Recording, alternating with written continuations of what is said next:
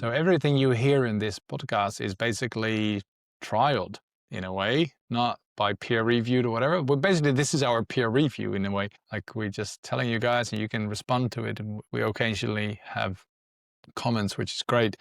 And I think that's quite unique way of learning. So hello, everybody, and welcome back to the Christmas edition of the Le Pub podcast, the Pain Podcast with Le Pub Scientifique. And we're going to do a year in review 2025. So yeah, I got my jumper, my Christmas jumper. Oh, sorry, I didn't give you enough warning as well, did I? Yeah.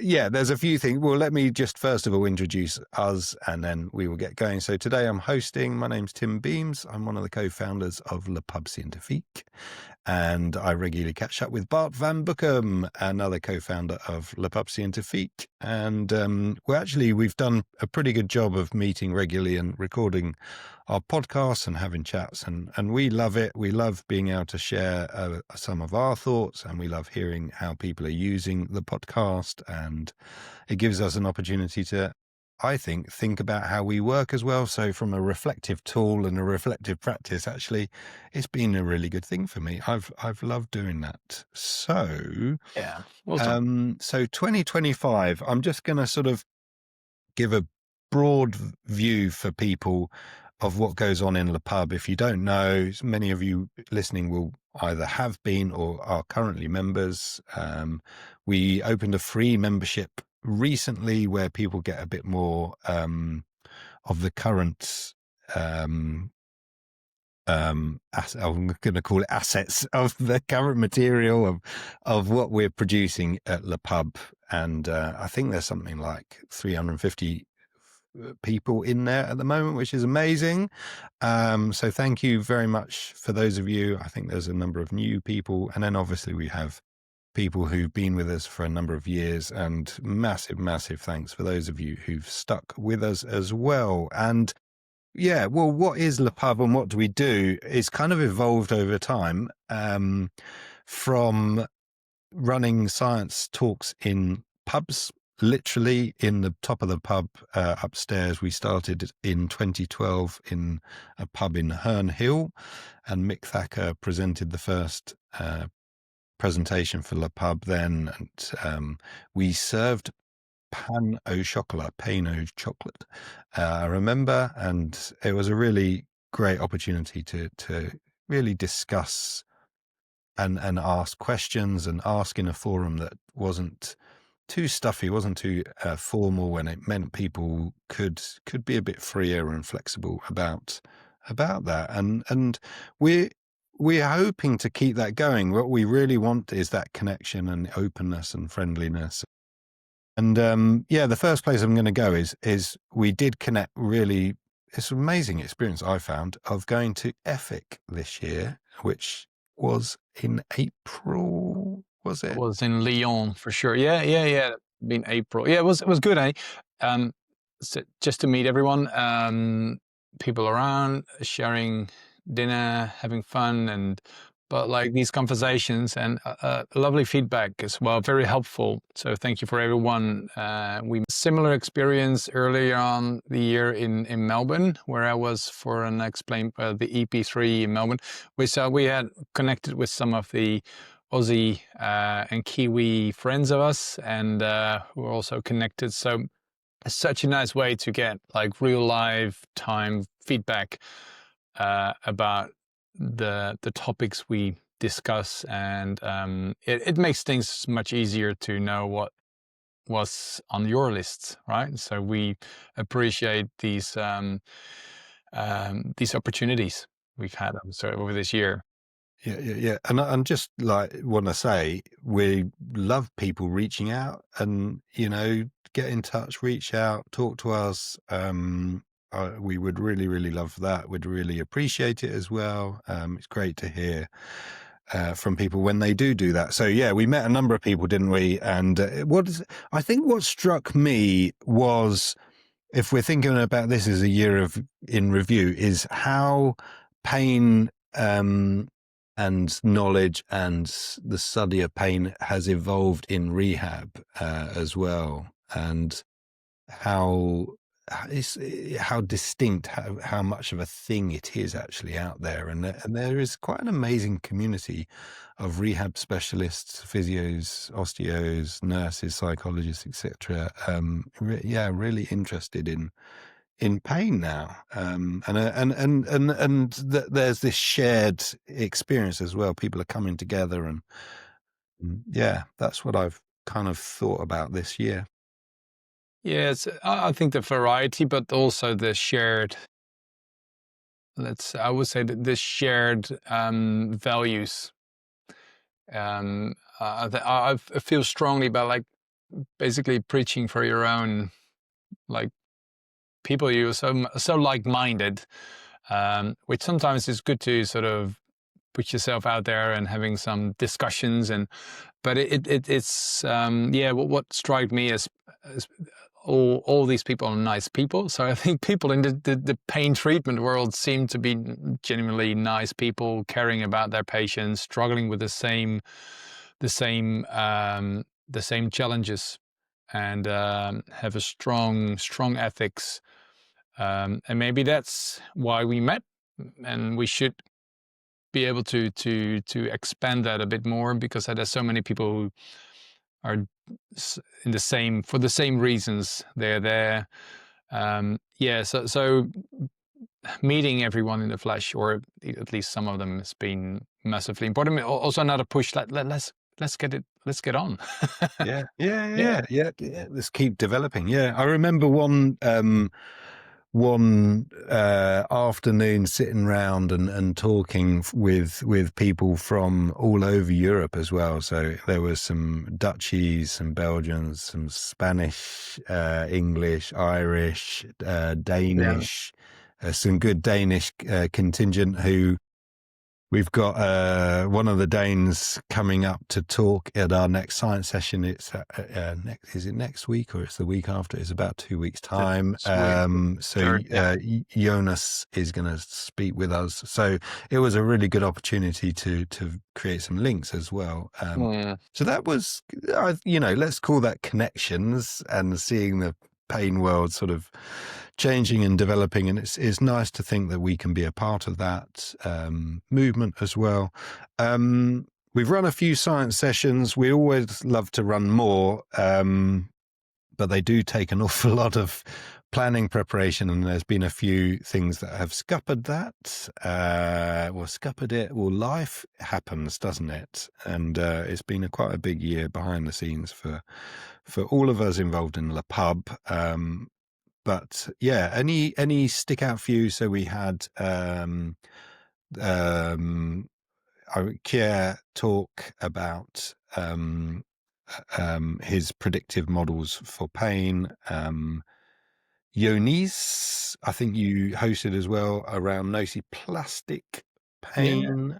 On the discussion, but also the links with immunology and lifestyle, focusing on education with a slightly different approach, through the notion of immunology. But I think it's not necessarily like the newest stuff, but it was so good like hearing someone like Yo, and he's sort of putting it really nice together, and backing up with like a nice layer of science, but also with a lot of clinical relevance in that. You can see everyone sort of wants to have some impact, right? So you want to see things happening in the clinic, which obviously is already happening.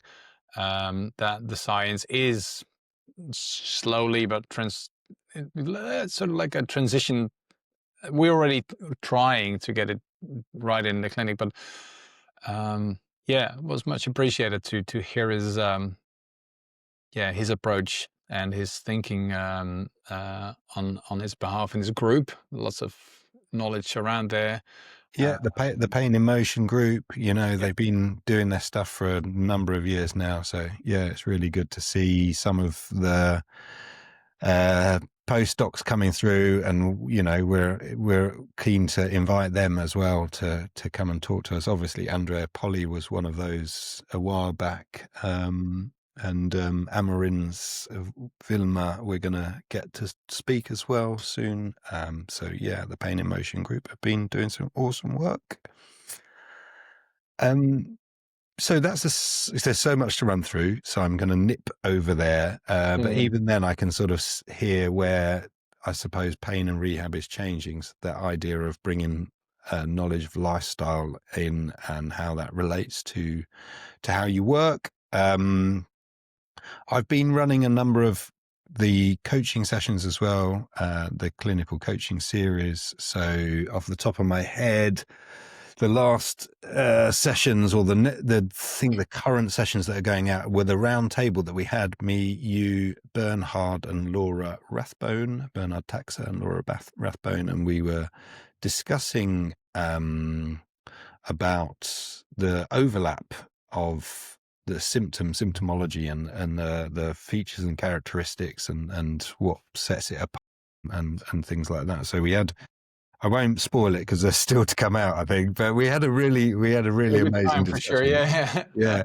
And it was a difficult one to edit, actually, because we went on and I was like, oh, is this a new one or is this anyway? So there we go, that in the background. Figuring out how you edit and make a concise episode was a challenge for that one. Irene Wicki, we talked about nerve related pains and painful neuropathies. And neuropathies. Great sessions. Yeah, she would be, when we asked her, she said, "Oh, I don't think I can do that. Nobody wants to hear me." Well, I can tell you want to hear Irene Wicki as a 25, 30 plus years of experience in this area, work with the most amazing people in the clinic, but also from a scientific and guideline perspective. She did a lot of work with Anina Schmidt. It's like, so you can see that the connections are like brilliant, and she had the opportunity to work with some really exciting names and learn from that, and basically she's just telling it all, right? She's just sharing it. Yeah.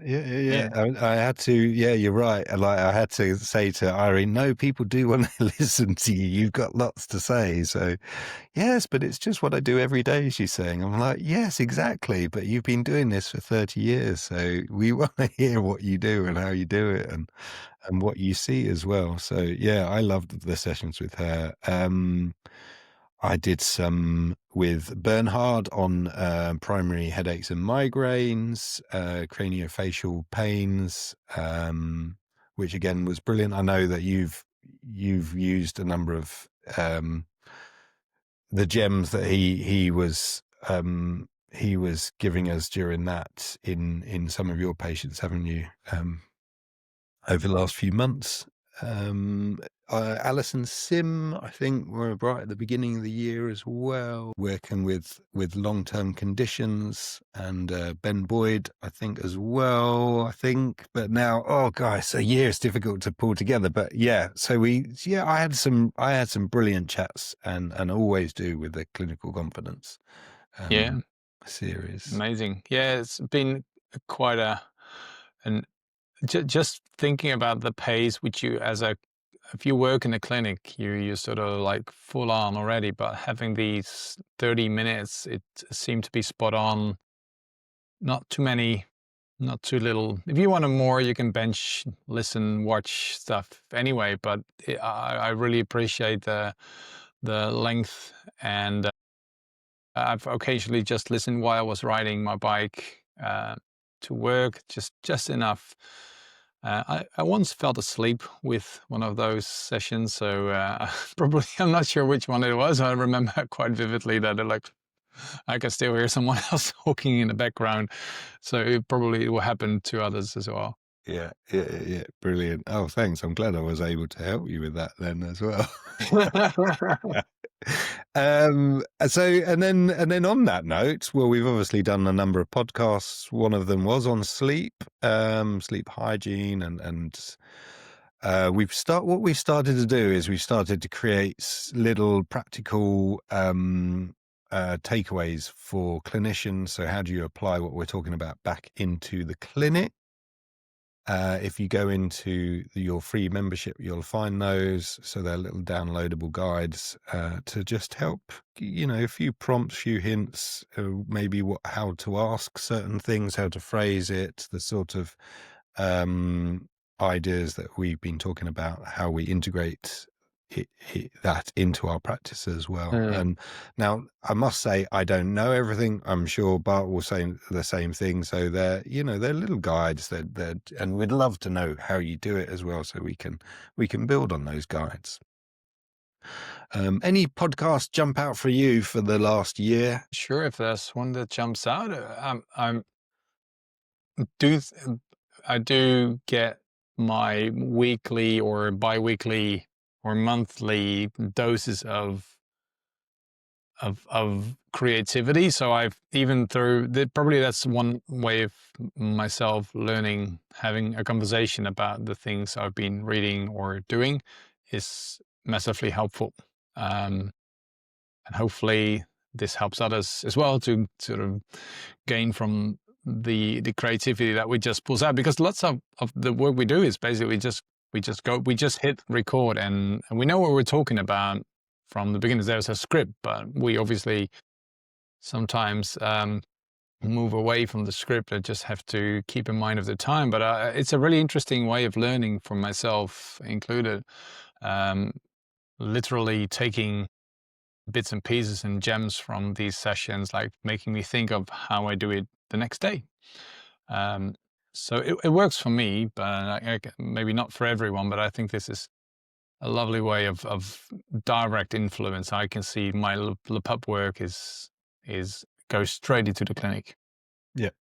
I absolutely agree with that as well. Same for me. We'll have these conversations and I'll immediately go, oh, that was nice. I'm going to steal that from Bart. Thanks very much. And it's immediately usable knowledge there. So yeah, and the quicker I put it into practice, the more likely it's going to happen as well. So no, it's all practice, right? So it's all done. We all try stuff, and when you think, oh, that's actually worked out pretty well, you tend to share it. So everything you hear is being trialed on a very limited base, but at least it's not like from the book or from the theory. It's basically already has gone through like a plan, do, check, basically acting again. So there's this whole cycle has already been going. So everything you hear in this podcast is basically trialed in a way, not by peer reviewed or whatever. But basically this is our peer review in a way.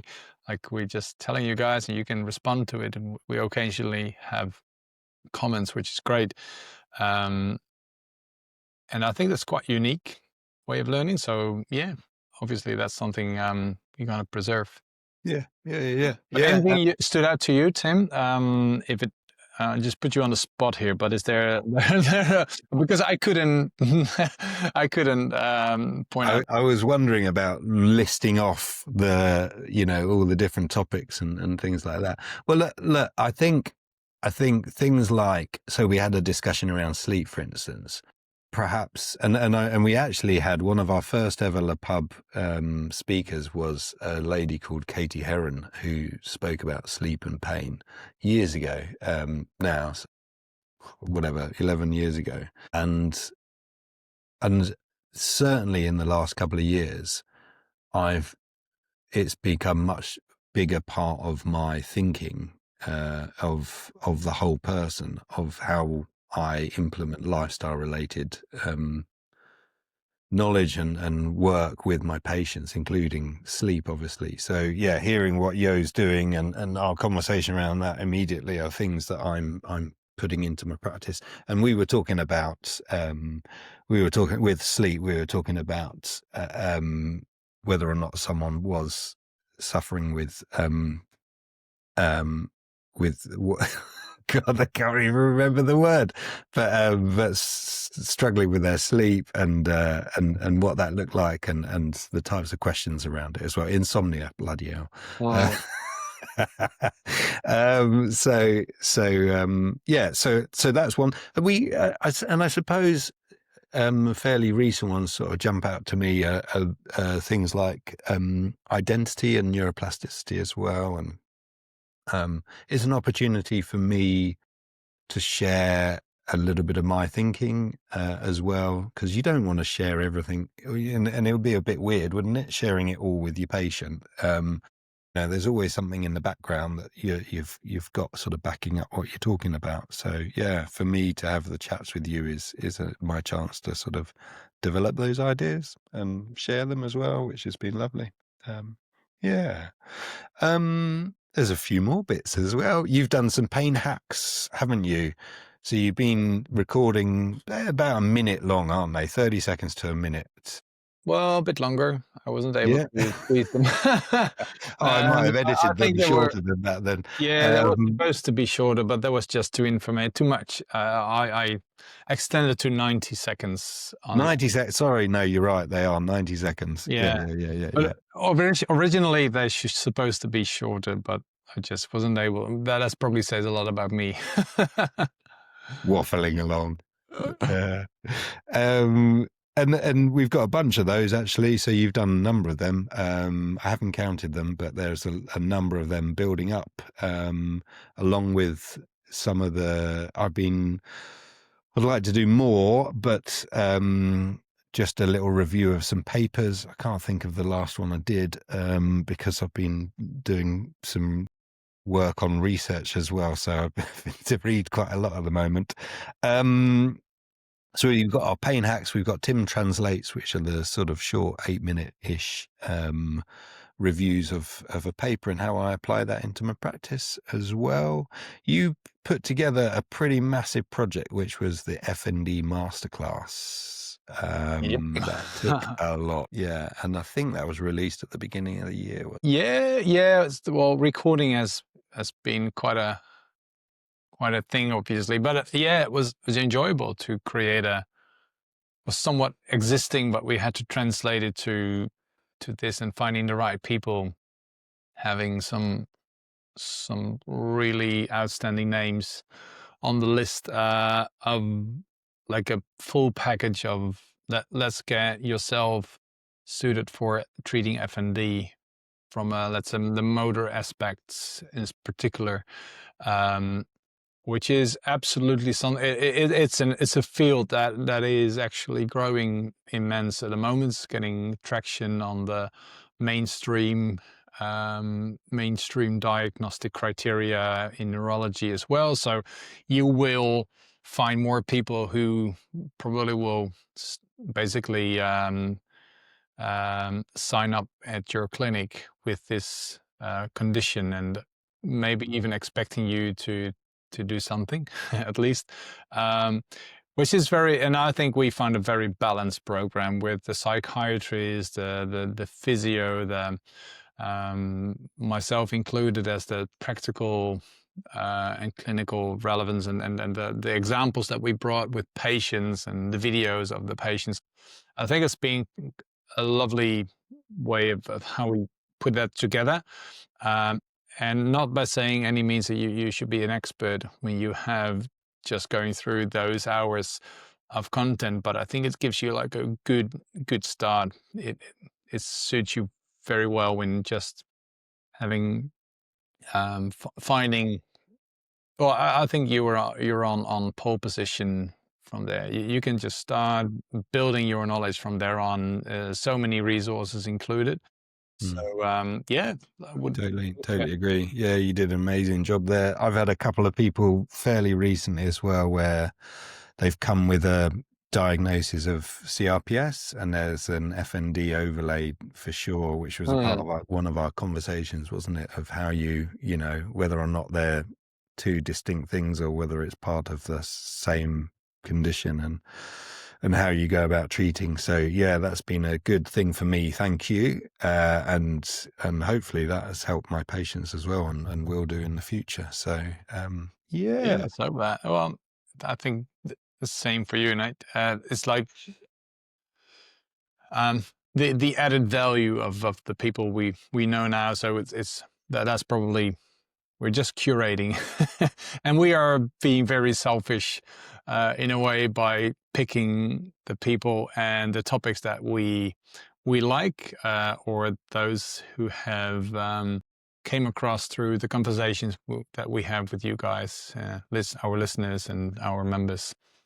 Yeah. I mean, on that topic then, so the year in review, I mean, there's a bit on lifestyle and conversations and identity, specific mechanisms like nociplastic pain, predictive features out there, but then we're coming into we're going to talk about osteoarthritis, aren't we, in the next science session? So there are some specific conditions that we've covered: FND, migraine, neuropathic, and a number of different conditions as well. I mean, all of that is helping me. We so hope that helps everyone, all clinicians out there as well. Our mission here is to boost your confidence and competence, and that translates into help for our patients as well. So yeah, be nice to hear how that's going for you. But that's the year in review 2025. Just from that conversation, any sort of quick summary for you? Yeah, what I enjoy most, probably that we have had a slightly different pace. We are trying to find not too much, not too little content. Feels like for us this is doable, so we can maintain this. And there's so many subjects and topics that we love to hear. But I think in summary, I think we have been able to deliver something that is super relevant, and which I enjoyed doing even more, because we know what we're doing and why we're doing it for who, just with a little jumping from next year and expectations that we probably just going to move on and then expand a bit on the things that are helpful for you guys, and maybe letting or doing little for the things that are maybe not too helpful. But it's a nice package. We appreciate to hear from you guys, because that's especially because we met a few. I think we never met so many members over the year. Been a massive opportunity for us to engage, we're looking forward to meet again in 2026. Yeah, maybe in Glasgow, perhaps, I think might be an option. And then 2026, well, there's big changes coming in Le Pub. Watch out. We are trying to develop some stuff so that the platform works better for everybody. I don't know whether I should put a spoiler alert, but we're just hoping to make it easier to access. So yeah, we're working behind the scenes on do that as well. So yeah, look out for it. And if you have found any benefit, if you got to the end of this, well done. But if you've benefited from anything that we've been doing, we'd just love you to be able to share that as well with colleagues. So please do get us out there. It's not the easiest name to search, or is it Le Pub Scientifique? Yeah. Or know what we do. So yeah, if everyone sends like the link, the Spotify or the whatever link to 10 colleagues by Christmas, and I know we will have loads of new people to see what they need, and we can see if we can help them in their development. That will be amazing. So if you listen to this, just send out, share it, and let's see if we can have more like-minded people and improving pain treatments around the world. Exactly. Awesome. Well, thanks so much, Bart. Thank you as ever, and all the best for everybody for a wonderful 2026 to come. Absolutely. See you. Bye-bye.